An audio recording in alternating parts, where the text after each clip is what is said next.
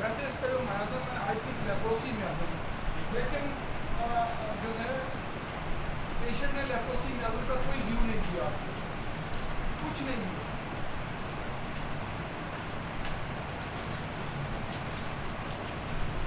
जो सोर्स होता है वो सुप्रीम थिंग होता है, सुप्रीम थिंग। फिर उसके आगे ना किसी किंगडम की असलियत रहती है, ना किसी सब किंगडम की रहती है, ना म्याज़म की रहती है, ना प्रूविंग की रहती है, ना लेप्रोसी की रहती है। खुद इट्स सोर्स बोल रहे हैं। और मैं तो वो भाई जो इश्तियाक भाई और डॉक्टर साहब का केस इस वक्त करता है जो है ना, मतलब ये जो डॉक्टर केस मैं तो उनको दाद देता हूँ कि इन्होंने जिस खूबसूरती के साथ पेशेंट को टैकल किया ड्यूरिंग केस को भी, कि उसने लॉजिक से हटाकर इन लॉजिकल चीज़ों पर बोलने को नहीं किया। पेशेंट बिल्कुल अपने लॉजिक्स पे रहते हैं, वो इन चीज़ों के लिए थे। इन्होंने पता नहीं क्या मेहनत की होगी, उस पर हमें नहीं पता इसके पीछे क्या मेहनत है, लेकिन ये कि उन्होंने पेशेंट को जिस लाइन पर बुलवाया वो लाइन बड़ी की। सर हमारा जो ये केस है बिल्कुल इनिशियल जब हम लोगों ने भी स्टार्ट किया है, हम 3rd या 4th को पढ़ रहे थे तब हमने ये केस लिया था। और हमें भी इतना कोई नहीं ऐसे ही, कोई बात नहीं, हम भी ऐसे ही, अभी तक ऐसे ही। हमारे पास फीमेल पेशेंट आई, उनकी एज 24 ईयर्स थी।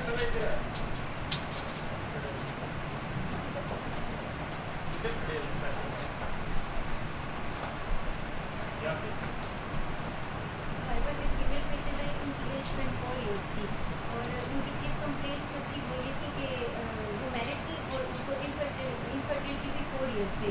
और इसके अलावा उन्हें एमेनोरिया था और ये एमेनोरिया उन्हें बिफोर मैरिज से था, उनके साथ प्रॉब्लम ये थी। और फिर उसके बाद शादी के बाद जो उनके लिए टेस्ट करवाए गए इनफर्टिलिटी के लिए, उसमें ट्यूब्स ब्लॉकेज डायग्नोज हुई थी। और जब पेशेंट हमारे पास आई थी तो उनको ओवेरियन रीजन में फैलोपियन ट्यूब टेस्ट की वजह से पेन फील होती थी, जो उस पर थी उनके पेन। फिर जब हमने केस लिया सेंसेशन मैटर पे, तो वो पेशेंट उन्होंने बताया कि वो जो भी चीफ कंप्लेंट है एमेनोरिया, उसकी वजह से बहुत ज़्यादा डिस्टर्ब है। उसकी वजह थी वो कहती है मेरे साथ इतना प्रॉब्लम है, क्यों मेरा सिर पर डिस्टर्ब है और ये क्या होता है मेरे साथ। इसके अलावा जब उनसे पूछा गया तो उन्होंने बताया कि मुझे अपनी फैमिली में बहुत एम्बेरसमेंट फील होती है। जो उनकी इनफर्टिलिटी है वो उनकी मेन प्रॉब्लम बन रही थी, क्योंकि एमेनोरिया था उनको, तो वो ये चाह रही थी कि जो उनकी देवरानी है उनकी बेटी हुई है, लेकिन वो यहाँ बच्चा पैदा नहीं हो रहा, जिसकी वजह से उन्हें फैमिली में वो मुकाम नहीं मिल रहा, इसलिए उनको इशू थे एम्बेरसमेंट के। इसके अलावा वो उनके हस्बैंड अब्रॉड रहते थे, वो अपने हस्बैंड के साथ रहना चाहती थी और वो ये सोचती थी कि उनकी जो लाइफ है वो सिर्फ और सिर्फ हस्बैंड के साथ सही हो सकती है। अगर हस्बैंड वापस आ जाए तो वो यहाँ पे भी बिल्कुल नॉर्मल हो जाएंगी और उनकी कंप्लेंट्स खत्म हो जाएंगी। इसके अलावा जब उनसे पूछा कि आपको कैसा फील होता है, तो वो कहते हैं कि मुझे घर में बिल्कुल इस तरह फील होता है कि जैसे 2 दरख्त हों और एक दरख्त फल देता हो और एक दरख्त फल ना देता हो, और जो ना फल देता हो तो उसकी फिर क्या वैल्यू होगी। ये उनकी वर्डिंग थी। यहाँ पे आके हम प्लांट किंगडम में फंस गए थे, क्योंकि हमें लग रहा था कि ये कोई प्लांट रेमेडी होगी। लेकिन उसके बाद जब उन्होंने बताया कि ये मतलब जो फल नहीं देता उसकी क्या वैल्यू होती है, तो उससे हमें मिनरल किंगडम पता चला कि वो फैमिली ओरिएंटेड है। वो ये चाहती है कि मेरा बच्चा हो, क्योंकि मुझे फैमिली में अपनी देवरानी के मुकाबले में काम मिलता है। उनमें कंपटीशन नहीं था, लेकिन वो इससे सिर्फ वो ये चाह रही थी कि मुझे अपनी पहचान चाहती थी, जो हाँ, पेशेंट थी वो चाहती थी वो चाहती थी कि मुझे पहचान मिल जाए, अपनी फैमिली में मुझे जो वो। इसके अलावा जब वो आगे अपना केस बता रही थी तो उनसे पूछा गया तो वो बता रही थी कि वो अपनी चॉइसेस में बहुत कंफ्यूज होती हैं। तो या तो हस्बैंड उनकी शॉपिंग के दौरान हेल्प करती है या उनकी सास, वो खुद कोई भी चीज़ प्रिस्क्राइब अपने लिए नहीं चूज़ कर सकती। तो इस वजह से, और एक और बात जिस बात से उनका म्याज़म निकला था वो ये था कि उनके जो पेन्स थे वो इंटरवल्स के साथ आते थे, कि वो कभी सुबह के टाइम होते थे, कभी शाम के टाइम होते थे। तो इसलिए उनका म्याज़म मलेरिया निकला था और उनका मिनरल किंगडम से जो हमने एलिमेंट निकाला था वो नेट्रम था। तो जब मलेरिया म्याज़म की मेडिसिन देखी थी वो नेट्रम में होती, तो जिससे वो 4 मंथ्स हो गए अभी तक उनको एमोरिया की प्रॉब्लम बिल्कुल क्लियर है और उनका रूटीन से सर्कल स्टार्ट है। नहीं कंसीव हुई थी। उसमें जाहिर भाई थोड़ा सा टेक्नोलॉजी के इशू थे। फिर मैंने जो जितना पढ़ा है फैलोपियन ट्यूब्स के बारे में कि इसका जब टेस्ट परफॉर्म किया जाता है तो उसके बाद रैप्चर हो जाती है ट्यूब्स, क्योंकि वो बहुत डेलिकेट होती हैं, वो रैप्चर होती है, फिर वो जहाँ से ब्लॉक होती हैं तो वो बहुत मुश्किल होता है उनका खुलना।